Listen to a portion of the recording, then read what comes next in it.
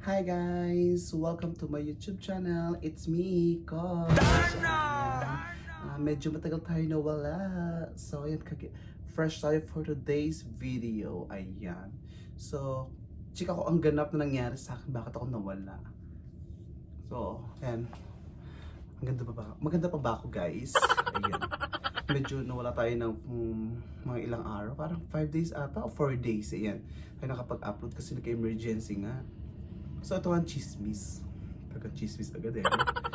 So, kung naalala nyo guys, yung last upload ko, yung baby shower ba yun? Baby shower, yes. Yung baby shower, para sa sister ko. Na dapat is, ano ba yan? Paano ba ito umpisahan? Na-stress na eh. Wala pa man. So, yun nga. So, yun nga guys. Na dapat is, sabi ko sa inyo diba, na excited ako for next month kasi ang sister ko manganganak na. So yun nga guys. Sobrang excited na anak na ang kapatid ko. After nung baby shower siguro mga a day, after ng isang araw. So yun, isang araw lang pagitan. Nanganak ang kapatid ko ng emergency. So dapat next month pa, napaaga. So yun nga. Okay pa naman yung sister ko. So ang nangyari sa kanya is lakad-lakad pa siya na sa park, yan. And then nung pag-uwi niya sa bahay, yun nga parang nagkaroon daw siya ng dugo. Dinugo daw. And then kasi guys, di ko sila kasama sa bahay dahil nakaseparate nga ako sa mga family ko. Sa mga kapatid ko, ganyan. Ang mga kapatid ko is yung dalawang sister ko nakatira sa mami ko at daddy ko. So ako, nakaseparate ako. Ayan. Ayan, chinismis talaga eh. So yun nga guys. Ang nangyari is, dinugo yung kapatid ko na emergency. Nag-chat pa sa akin, nag-send pa ng picture, nasa emergency nga siya. Sabi ko, magpahinga kasi siya. Kasi baka napagod lang. Eh, yun nga, nag-chat siya na sumakit daw yung likod daw niya at dinugo daw siya. So, natakot din siya kaya nagpasugod sa emergency ang kapatid ko. And then, after niya nagpasugod sa emergency, ng 3 a.m. 5 a.m. in the morning is nanganak na siya. Kasi sumakit na rin yung tiyan niya at di ko kasi alam guys yung mga about sa panganak eh. Parang nasa 9.5 cm na daw. CM ba yun? I know. Tama ba guys? Correct. Comment down below kung tama yun lang ako. Basta 9.5 na raw yung niya, yung baby daw niya, manganak, malapit na raw. So yung panubigan daw niya is okay pa, pinaputok na lang daw yung sa doctor niya. Tinanong naman siya kung okay lang kasi di na raw niya kaya. So yun nga guys, medyo napaaga, parang premature ang baby. Pero guys, eto nga, kaya nga napaaga siya is, sinabi ng doctor, yung baby kasi niya is sobrang laki na. Parang 6.5 yung baby. Yun nga, napaaga siya, parang hindi siya premature, pero kompleto naman ng baby, okay naman yung baby, healthy naman. After, siguro nag-stay kami sa hospital ng 3 days. 3 days, yes, nag-stay kami doon. Ako nagbantay sa kapatid ko, balit-balit. So, nag-work ako, after ng work ko, diretso ako sa hospital. Buti na lang guys, malapit lang. And then, yun nga guys, ako nag-drive, pagdadala ng pagkain. Siyempre, alam mo naman tayo mga Pilipino, di ba? Parang, siyempre, family first. Kung ano, pag sa emergency. Then, ako nagdadala ng pagkain sa hospital. Pagdadala ko yung kapatid ko. Hatid ko yung mami ko sa bahay. Usunduin ko si ganito. Parang all around. Kasi, ilan naman kaya ko itulong eh. Kasi di man nagabayad dito sa hospital. Libre lang naman dito sa Canada yung mga ganyan. So, yun nga guys. Just kumuha kami ng private room. Pero yung private room guys, may bayad. Pero, after nun, hindi mo naman agad bayaran. Hintayin mo pa yung letter from the hospital. Hindi ka i-stressin dito, di ka mukha sa Philippines, ni-stress nila yung mga patients nila pag nanganak. Dito wala. Basta dinala mo doon, maghihintay ka lang, and then dadalhin ka na nila kung saan ka gusto mong, kung ano yung kung ano yung reklamo mo sa buhay, ayun. So, yun yung kapatid ko, naghintay lang ng 2 oras ng anak na after nun dinala sa room niya, and then nag-request siya ng private room. Then after 3 days, umuwi na kami. Na walang bayad pa. Kasi nagtanong nga kami eh. Kasi first time ng kapatid ko, sabi niya, so doon siya magabayad. Natawa nga kami. Sabi, don't worry about the payment. Sabi ganon. Maghintay lang doon kami sa mailbox. Yung kapatid ko, isasend doon yung resibo. Hindi doon nagbabayad sa hospital. Online daw ang payments pag sa ganun. Parang, ang galing nga no, parang hindi sila ni-stress yung mga patients nila, ganyan. Parang ang sarap-sarap mga anak kung ako babae. Char, buti na lang talaga hindi ako babae. Hindi ako nanganak. Kung nanganak ako siguro, yearly lang ako guys. So, buti na lang guys, hindi ako nanganganak. So, yun nga, kaliligo ko, naglalagay ako ng Bella sunscreen. Kasi pupunta tayo sa kapatid ko. Ayan, para fresh for today's video. So, yun nga guys. Dito kasi guys, hindi nila ini-stress yung mga pasyente nila dito. Ang galing nga eh, nagkataka nga ako. Tapos, libre pa guys yung gatas. May palibreng gatas, palibreng bote, for the baby, yung mga, lahat gamit, libre. Pero, nagdala na rin kami, kasi, ang kailangan lang guys, pag buntis ka dito, pag manganak ka, hindi malalabas ang baby pag wala kang, ano ba tawag doon? Nilalagay sa car seat, parang ganon. Kasi hindi pwede ilabas ang bata. Yun lang require nila talaga.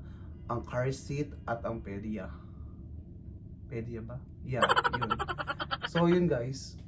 Bumili pa sila ng car. Pero yung car seat, hindi alam ko ready na talaga. Pero may specific na car seat kasi ang mga baby dito. Hindi basta-basta car seat lang. Yun lang ang yun lang naman ang request nila. Tapos guys, ang galing nga. Parang nabilib lang ako. Kasi talagang super shock ako nung nag-ikot-ikot kami. Sabi ko, para tayo lalabas, di pa tayo nagbabayad. Sabi ng kapatid ko, oo nga, magtanong-tanong kami. Tapos, kaya pala hindi kami pinapansin, tinanong kami na, bakit daw, anong pahinintay daw namin? Sabi namin, yung, sa yung cashier or yung, yun nga, sabi nila, hindi daw nagbabayad doon. Wala daw, bawal sila tumanggap ng pera or anything else na galing sa amin.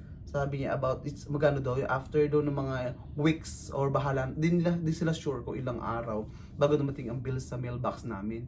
Doon daw ako gabayad online. So parang ng kapatid ko, sabi niya, ay ganun pala. Sabi ko, ulitin, sige ako para alam niyo pag nanganak kayo susunod, alam na niyo na.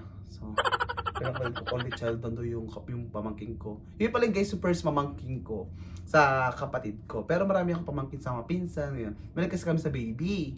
So, ayun guys, sobrang excited ako nung nakita ko yung pamangking ko. Ala, sabi ko, parang, gusto ko pa ng pamangkin. So, ayan. Ang saya-saya kasi parang okay ang lahat. Nagkaroon na ako pamangkin. Kaya kahaninang umaga, maaga akong gumising. Nintay ko magbukas ang mall. Bago, kasi nangyari, schedule ko today is, kaya ngayon pa ako nakapag-video. Kakauwi ko lang galing work. Medyo maaga tayo umuwi. Bago ako mag-work is bumili ako ng gamit ng baby, damit, panjama kasi premature nga, medyo maliit siya sa newborn size. So bumili pa ako ng premature pero may nakita naman ako mga 6 na piraso. Binili ko na lahat kasi talagang walang-wala talaga guys. Yung pamangkin ko talagang nahihirapan sa mga damit dahil aluluwang naman suot niya dahil yung mga newborn maluwang pa sa kanya. Pero okay naman yung baby guys, super healthy. Hindi ko siya mapakita dito kasi ayoko naman ipakita sa social media agad yung pamangkin ko. Gusto ko naman na parang medyo malaki-laki na siya para alam niyo na, malalaro natin siya. Ayan. So guys, gusto ko lang guys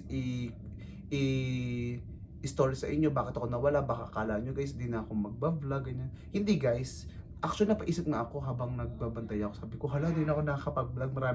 Actually, ang dami nagme-message sa akin, ang dami nagko-comment na new vlogs daw, or up na daw, ganyan. Nasa na ako. So, yun guys, gusto ko lang malaman nyo po na naiisip ko rin po kayo kahit na bago-bago pa lang ako sa vlog. Ayan.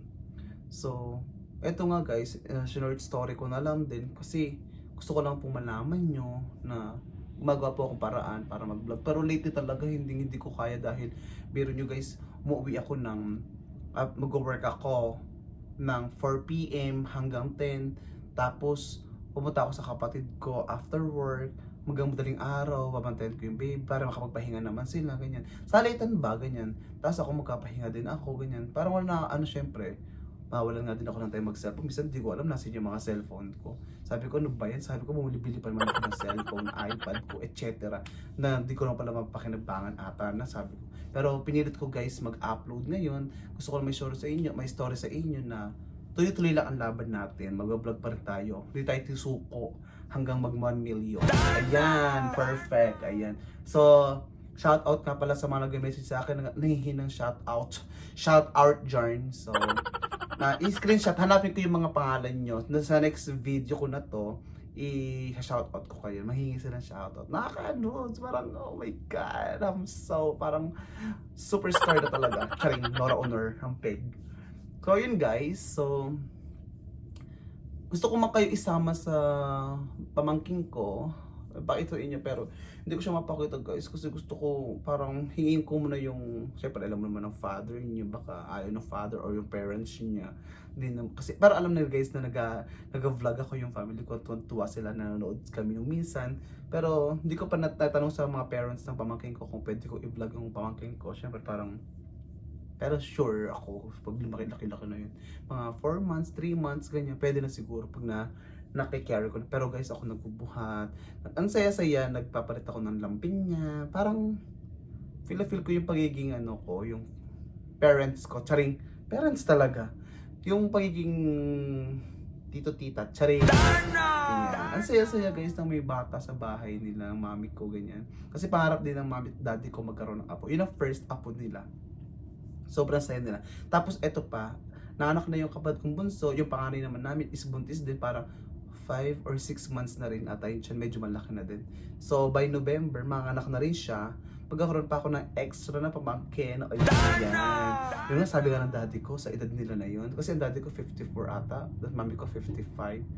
Sabi pa naman nila na, nag-joke sila na, kailan daw sila magkakaroon ng apo sa akin? Sabi ko talaga ba? Sabi ko, mag-aalaga na lang ako ng pamangkin, sabi ko. Mamahalin ko na lang sila ng parang, ayan, tunay kong anak, ganyan. Ano din naman parang wala rin naman, parang tunay ko na rin silang anak. Sino pa mga, hindi naman ako magkakaroon ng anak. Pero dati masabi, malay mo, di ba guys? Malay nyo, di ba? Magkaroon ako ng anak in the future. Charis. So, yun guys, sabi ko nga, sabi ng daddy ko at mami ko na, sana daw sa edad nila na yun, 10 nila, pamangkin daw nila. Apo nila. Talaga ba? Anong ginawa niya sa kapatid ko, mga baboy? Saka ko So, yun guys. So, ayan, gusto ko lang pong masabi sa inyo na tuloy-tuloy lang pag-vlog natin. Di tayo mawala. Ayan. Pasensya na dahil medyo na super late lang kasi talagang nagkaroon ng emergency. Doon ako muna yung pamilya ko bago ang lahat. Kahit ng sarili ko guys, trabaho ko minsan late ako kasi talagang kulang na kulang ang oras guys. Sabi ko nga, siyempre mahirap din mag-edit minsan, pero eto gumawa akong paraan, naisingit ko. After nito guys, ang video na to is dediretso ako sa pamangking ko, sa kapatid ko kasi naghihintay sila sa akin. Nag-chat sila, magdala ako ng konti tinapay, ganyan, kasi galing akong work, nagdala ako ng extra. So yun guys, maraming salamat sa mga naghintay, sa mga nag-comment ng new upload. Ayan, so itong story ko, sana magustuhan nyo, charis, magustuhan talaga. So yun guys, pasensya na late akong pag-upload ng lola nyo. Pero promise ko sa inyo is gagawa pa ako ng mga vlogs, ng mga yun nga, kung maaari ko sama ko ang family ko, tatry ko kasi gusto ko magpaalam muna, ayoko na maidamay sila na madinapan nila, gusto nila magiging komportable, gusto ko malaman muna nila. Okay guys, so sa mga new subscribers ko dyan, kahit di ako nag-upload, nakikita ko po yung mga pangalan nyo, sa mga new subscribers ko dyan, maraming salamat po. At sa mga patuloy na sumusuporta sa akin mula umpisa, maraming salamat po. Ayan, at sa mga hindi pa nakasubscribe sa akin dyan, nanonood dyan, please subscribe my YouTube channel. Ayan, it's me Koje, and comment down below lang po kung may mga request pa kayo. Ayan, at guys nga pala, yung palang mga nag-request sa akin ng shout out, nahiya ako talaga. Pero i-screenshot ko yung mga pangalan nyo and then i-shout out ko kayo for the next video ko. Ayan, maraming salamat guys. At ingat kayo palagi. At please subscribe my YouTube channel and comment down below nga kung may request pa. And please click the notification bell for more new updated videos. Ayan. At ingat kayo palagi. At pangako ko, nabulol na. Excited na kasi ko guys. Gusto ko na pupunta sa pamangking ko. Gusto ko siya na makita ang aking parang, actually guys, parang kamukha ko siya. Feeling ko, ramdam ko talaga na magiging beauty queen din siya. Charis! Feeling na beauty queen talaga siya. Ayan guys. So, ayan guys, maraming salamat ulit. Ayan. Yan. Di ko malapit. Konting-konti na lang ma-achieve na natin ang 1,000. Ayan. At pagkapasabog nga po pala tayo, di ba? Yun ang pangako ko. So, share niyo po ang aking YouTube o ang aking video. Ayan. Maraming salamat po sa inyong lahat. Sa next vlog po ulit. Maraming salamat. Bye-bye!